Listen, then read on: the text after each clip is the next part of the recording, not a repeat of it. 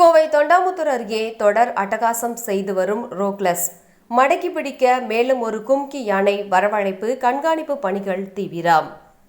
கோவை தொண்டாமுத்தூர் அருகே அட்டகாசம் செய்யும் ரோக்லஸ் என்ற காட்டு யானையை பிடிக்க மேலும் ஒரு கும்கி யானை கபில் தேவ் கோவை வந்தது.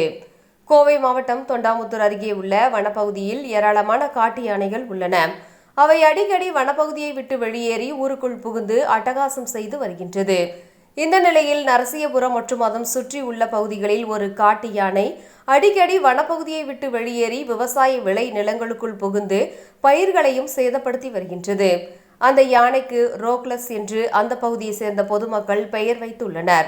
எனவே தொடர்ந்து அட்டகாசம் செய்து வரும் இந்த யானையை பிடிக்க வேண்டும் என்றும் வலியுறுத்தப்பட்டது.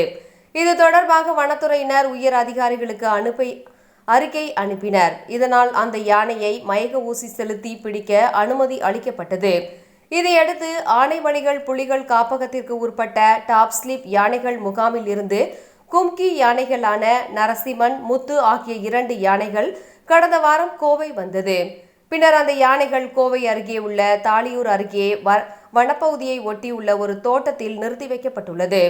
இந்த நிலையில் டாப் ஸ்லீப்பில் இருந்து மீண்டும் ஒரு கும்கி யானை லாரி மூலம் கோவை வந்தது. கபில் தேவ் என்ற பெயர் கொண்ட அந்த கும்கி யானை தாளியூரில் உள்ள விவசாய நிலத்தில் நிறுத்தி வைக்கப்பட்டுள்ளது.